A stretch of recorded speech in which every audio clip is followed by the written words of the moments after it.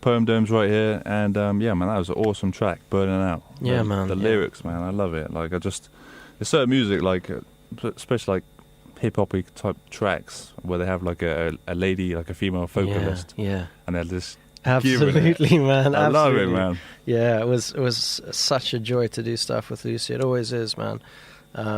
Like I said, we've got that side project, which is the Upside. You know, like I was saying earlier, the Barbalas thing was pretty hard to get off the ground here in Bournemouth. I mean, we did the Winchester, we played Chaplains a few times, and I think we did Orange Rooms once. I can't remember, but it was just a couple of these places. But you know, to build a following in a small town, you've got to know. Got to know your markets and who you're aiming for, and it just wasn't happening, man. With this live EDM band, it's just, I don't know. You got to just get in with the DJs and get on those. If you're doing it in Bournemouth, at least get into those kind of which is weird nights. That you say that. It's weird that you say that, because obviously, like we were just saying, like Bournemouth is really known for like, EDM. Is it really? Oh yeah. I mean, in some ways, I think As far as talent that comes out of Bournemouth, the guys who did do very well are, and I think they're still going. I have no idea, but it's Freefall Collective, and they went on to play. Well, I don't know, Glastonbury. I suppose you can Google them and that. They did really well, and we were sort of along the same veins as that. But it just the way it broke down, it didn't really work out. So the improv stuff was me and the producer, who were mates. He's also a drummer and a multi-instrumentalist. So we just decided, you know what, we're just going to go on stage, we're going to make up the songs as we go along, get that magic that sometimes happens in like a band jam, and just create that on stage every time. So we've done some shows like that, a couple of gigs around town as well. And our philosophy, as long as we have fun and enjoy it, and then generally the crowd loves it as well. People dance to that even more than you would think. Like the EDM kind of stuff, like EDM, you think, oh, this is going to be a dancing track, but it's the sell behind it is I think a big part of it. So with the Upside, it's just the improv's there, and we'll still do stuff like dancehall and like those Moonbatten kind of beats and that sort of stuff. So it's still very upbeat and fun, and we have fun, and then people generally do. Man, I see that. And in your gigs that you actually do, you were talking before that you're doing the live stuff. So you got all this like burning out that track, but you actually do it freestyle on the night.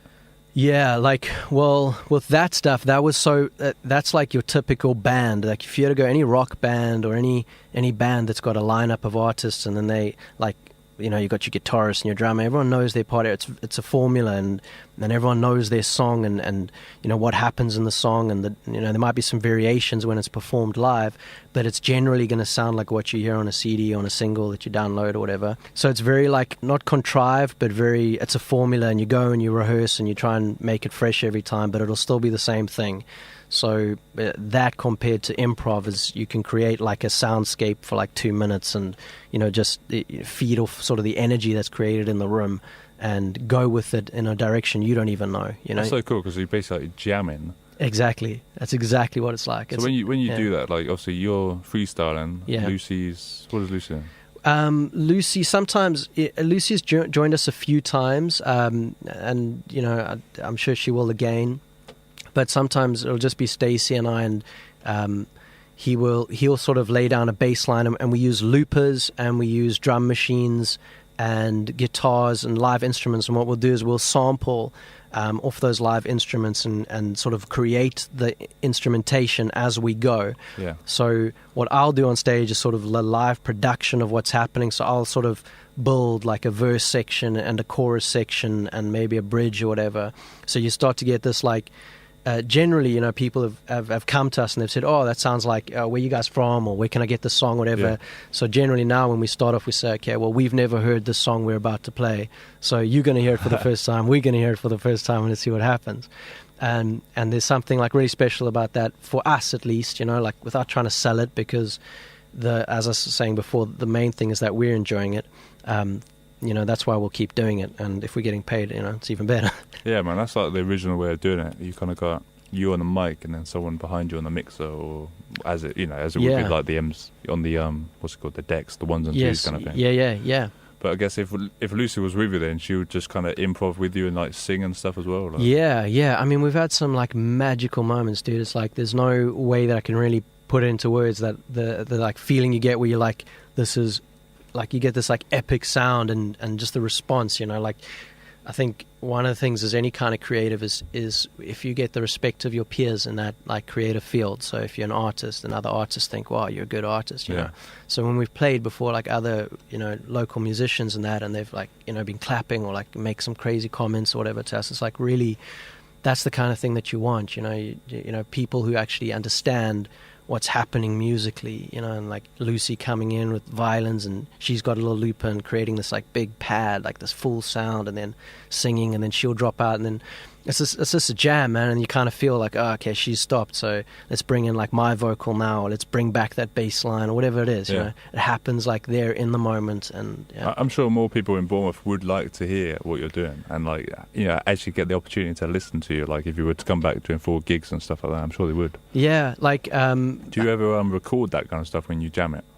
We have once or twice before, but like it's a little bit lackluster in terms of, you know, we've never really put that much effort into it. I think after the whole Bablas thing, we were kind of on this, okay, we don't want to do this like formulaic band formula stuff, you know, like record a CD, record a single, rehearse, and do all this kind of stuff. We just wanted to go with the flow and keep that kind of creative energy going. So we've recorded some stuff here and there, but nothing that would like be like, okay, this is worthy of like releasing or something. Though that being said, it is in the game plan. Like even tonight, I was supposed to go jam at my mate's place and put together some ideas, but I don't think I'll be able to make it tonight because I'm here. But yeah, man. But that's you know. I appreciate that, man. Yeah, no, all good. I mean, but that is. But go back to Poemdome, as you are the MC Poemdome. Yeah. Like, when's the last time you did something as Poemdome, like singular? Was it UK or South Africa? Like I've never put my name on anything really. Like I said, I have gone and rapped, you know, with some DJs and stuff. But I've never like said, oh, this is Poemdome doing something, you know. It's, really? Yeah, no, nothing like that. It's just, and I'm sitting on about 12 instrumentals for a hip hop album, like literally 12, and I've been sitting on them for about a year. And I've come up with concepts and of like these grand schemes of this theme throughout the album, and then like, you know, like just layering the messages and all these kind of things. And eventually it was just so much like overthinking it that I kind of like, I'd heard the beat so many times, I was like, eh. You know, so I've still got them, and you know, it should happen. But you know, sometimes also what happens is you start something in a creative process and you leave it and you come back to it and it gets a new life or takes on a new form, you know, and just becomes something, a whole new beast. So we'll see what happens there. Yeah, man, that sounds good, because obviously you getting an album together or something like that would be like bang on, I think. Yeah, I'd really enjoy that, man. And obviously you got the idea that you gave it to me before, which is this kind of rap on the news thing, and I'm sharing that live, but only because I think that's a great idea. It's kind of a fun thing. Yeah. Tell us a bit about that, man, because obviously... Well, I mean, I've heard similar things before, and it's something that I would like to take a crack at, and as you know, like I work in branding and marketing and stuff, and what I would really like to do is, like, instead of just making songs, like if you can Google like rapper or whatever, or rapping current events or whatever, and there's just millions, you know. So I'd like to just create something nice and clean and simple, and I don't know, you know, at least put out a track a week and just keep it topical, I guess. So something for myself as well, to stay on my toes, you know. Like sometimes someone says, okay, well, we have a freestyle session, and I'm like, well, I actually haven't done this in like 3 months, so it's yeah, man. Hopefully tonight you can give us a little freestyle version as well of something. We got some bars, but that idea, I think it sounds great. I mean, it could be done in like a comical way, obviously, and you know what I mean, it doesn't have to be like we were joking about before, like something bad has happened. You know, that wouldn't sound so good, but like, you know, some like the funny news, you know, like you get that on all like major kind of networks, don't you? Like the weird news.